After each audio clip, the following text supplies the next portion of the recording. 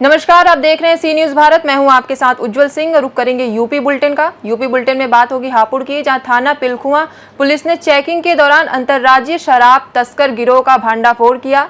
साथ ही बात होगी ललितपुर की, जहां पैमाइश के बाद भी दबंगों ने किया रास्ते पर कब्जा। पीड़ित ने जिलाधिकारी से लगाई गुहार। ऐसी तमाम खबरों पे करेंगे विस्तार से चर्चा।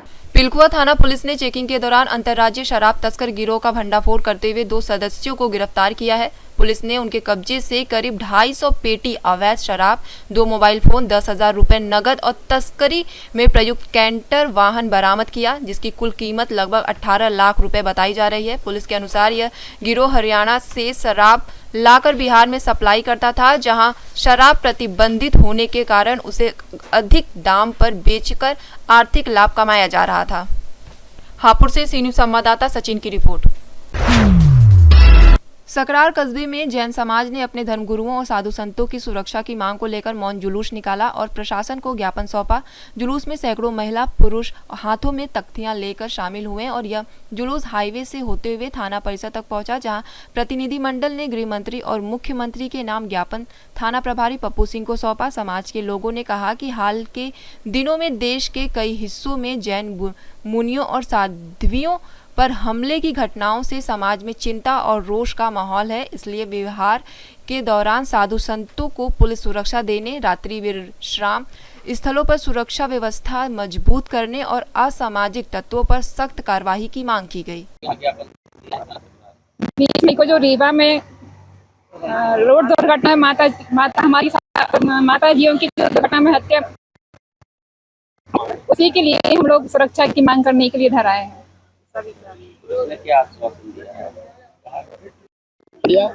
हम लोगों ने अभी तो ज्ञापन दिया है कि हमारे साधु संत हमारी नगरी में आते हैं तो पद विहार के चलते हमें जो सुरक्षा होती है पूरी सुरक्षा में प्रदान की जाए। अभी रीवा में जो श्रुतमती उपसमती माता जी की जो समाधि हुई है उसके उपलक्ष्य में कुछ कहना चाहती हूँ। वहाँ पे अभी रीवा में भाई 2006 में हुई अभी ये दुर्घटना। इसके पहले 2002 में 2-3 माता जियों की हुई थी यही दुर्घटना। छुल्लक माता जी की भी हुई थी ये। तो ये नहीं होना चाहिए। हम समाज से हम चाहते हैं पुलिस वालों से कि माता जी के बिहार में, महाराज जियों के बिहार में जो भी साधु संत हैं उनके सबके बिहार में पुलिस सुरक्षा प्रदान की जाए, क्योंकि जब पुलिस की सुरक्षा नहीं मिलती है तो मालूम इन लोगों के और लोगों के लोग बढ़ जाते हैं। ये लोग कुछ नहीं समझते हैं। माता जी बल्कि सीधी जा रही थी, इनको आगे से आके इन लोगों ने मालूम देखा, हम लोगों ने वीडियो कि आगे से आके इन लोगों ने किया है। ऐसा नहीं होना चाहिए। इसलिए हम चाहते हैं कि पूरी सुरक्षा प्रदान की जाए। माता जी के बिहार, माता जी शौच के लिए जा रही थी, जंगल जा रही थी, लेकिन ये आप ही बताइए क्या ये उचित है? ये बताइए आप लोग क्या उचित है? मैं ये क्वेश्चन रखना चाहती हूँ और मैं चाहती हूँ हमारी मांगे ये है कि माता जी हमारे जो भी साधु साध्वी भी हैं, जैन समाज के नहीं अदर समाज के भी, सभी को उनसे संकट है, सबको सुरक्षा प्रदान की जाए। अभी ऐसा नहीं, अभी और जगह गिरनार जी में भी यही देखने को मिला, कहीं भी देखो यही देखने को मिल रहा है कि साधु संत बिहार के लिए जाते हैं और उनके साथ अभद्रता की जाती है। ये क्या उचित है? ये चाहते हैं कि सबको ऐसा नहीं होना चाहिए, पुलिस प्रदान होना चाहिए, पुलिस सुरक्षा होना चाहिए। अब मैं गलत हुई तो आप बताओ क्या गलत है? क्या मामला है? मेरा नाम अशोक कुमार जैन, संरक्षक ग्राम जैन समाज सकरार झांसी। हम लोग जो अभी हाल ही में 20 तारीख को 20 मई को जो हमारी साध्वी संतों की निर्विरोध निशंक हत्या की गई है, एक्सीडेंट हुआ है, जबकि वो जो है अपनी साइड से जा रही थी और सामने से गाड़ी आ रही थी, जैसा बताया जा रहा है। इसकी दुर्घटना की सुरक्षा व्यवस्था के लिए हम सरकार से गृह मंत्री तक हमने ये आह्वान किया है कि हमारे साधुओं की, संतों की और अन्य समाज के साधु संतों की भी इसी तरह पुलिस की व्यवस्था की जाए, जहाँ तक अपने एरिया वहाँ तक उनको छोड़ा जाए। तो इसके बावजूद भी यदि हमारे संतों के साथ कोई दुर्घटना होती है तो हम प्रोटोकॉल चाहते भी हैं। ऐसा नहीं हम नहीं, आप हमारे संतों के लिए प्रोटोकॉल दीजिए, हम उसका बहन कहेंगे, लेकिन हमको सुरक्षा व्यवस्था चाहिए। पर को जो निर्मम हत्याएं हो रही हैं, दुर्घटना हो रही है, इसकी व्यवस्था के माध्यम से हमारे अंदाजा हम DM, SP, कलेक्टर सबको यह ज्ञापन भिजवा रही है और यही चाहते हैं कि सब समाज के लिए, कोई समाज का साधु संत हो, सबकी सुरक्षा व्यवस्था के लिए एक पुलिस व्यवस्था की जाए तो अच्छी। सकल दिगंबर जैन समाज सकरार थाना सकरार में आकर के एक ज्ञापन जो रीवा में अभी हमारे जैन साध्वियों की पदविहार के दौरान दुर्घटना में मृत्यु हुई है,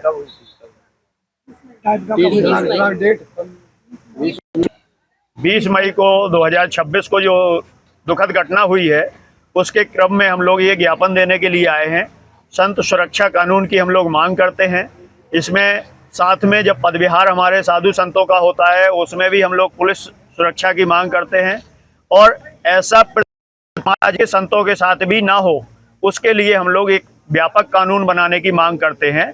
उसी के क्रम में हम लोगों ने भारत के गृह मंत्री को, उत्तर प्रदेश मुख्यमंत्री जी को, जिला कलेक्टर झांसी को और वरिष्ठ पुलिस अधीक्षक झांसी को थाना प्रभारी निरीक्षक के माध्यम से, सकरार के माध्यम से एक ज्ञापन दिया है, जिसमें हम लोग मांगे ये हैं कि कभी भी पदविहार होता है जैन संतों का, साध्वियों का, तो की सुरक्षा साथ में चले।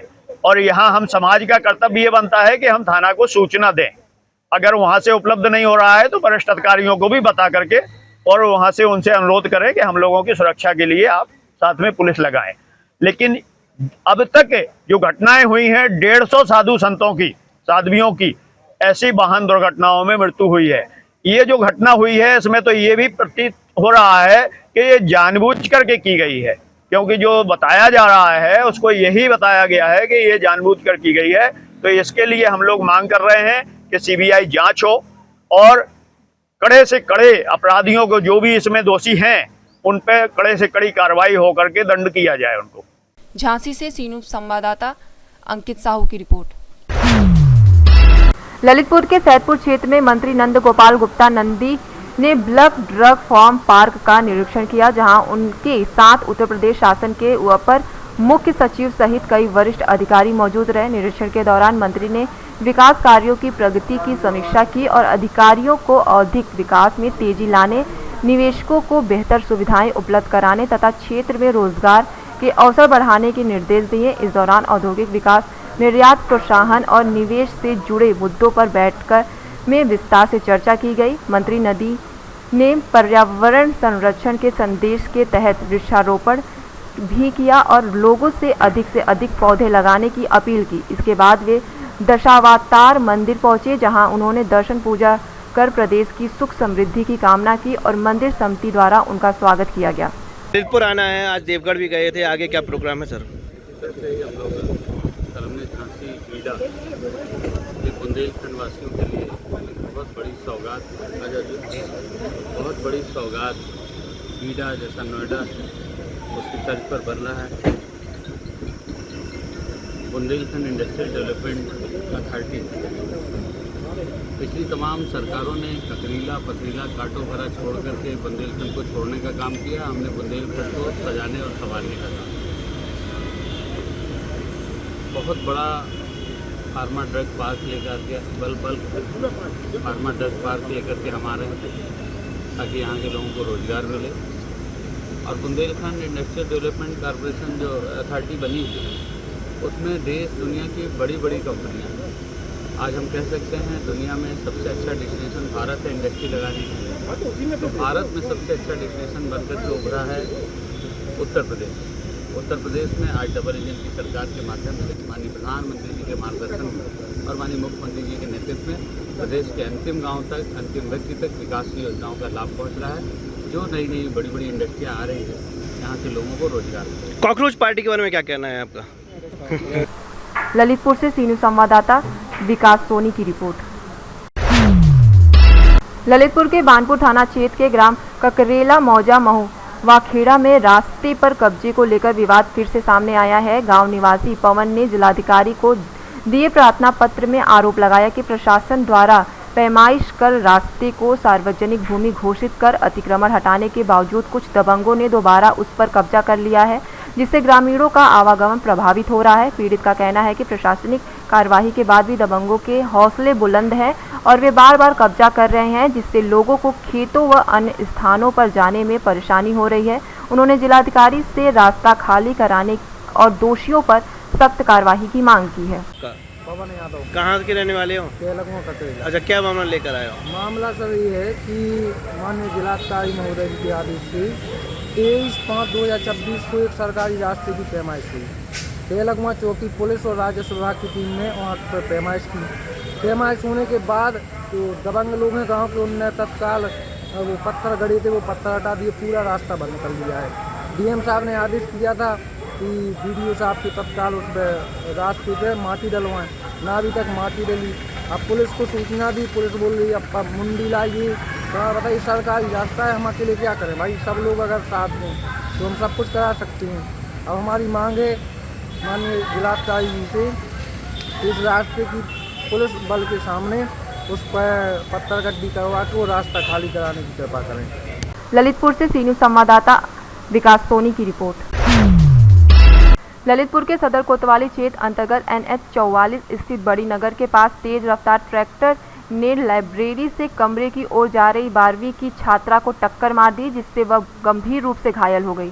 घायल छात्रा को पहले इलाज के लिए मेडिकल कॉलेज में भर्ती कराया गया, जहां हालत नाजुक होने पर उसे झांसी मेडिकल कॉलेज रेफर कर दिया गया। इस घटना के बाद क्षेत्र में हड़कंप मच गया है और लगातार हो रही ऐसी घटनाओं को लेकर स्थानीय लोगों में आक्रोश देखने को मिल रहा है। ललितपुर से सी न्यूज़ संवाददाता विकास सोनी की रिपोर्ट। मैनपुरी के थाना घिरोर क्षेत्र की एक महिला ने गांव के 2 युवकों पर घर में घुसकर मारपीट और अश्लीलता जैसी अभद्रता करने का आरोप लगाया है।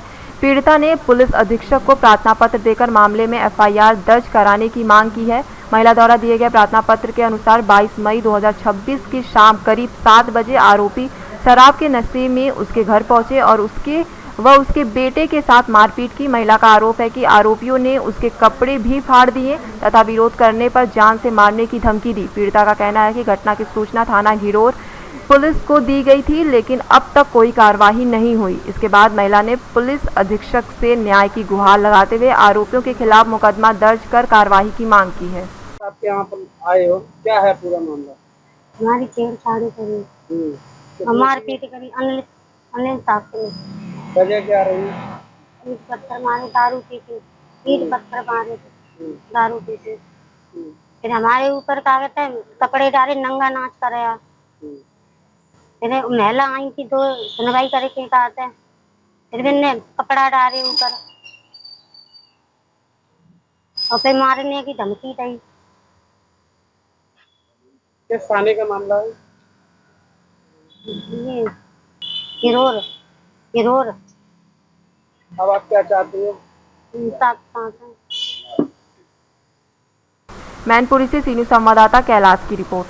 फिलहाल इस बुलेटिन में इतना ही। देश दुनिया की तमाम खबरों के लिए बने रहिए सी न्यूज़ भारत के साथ।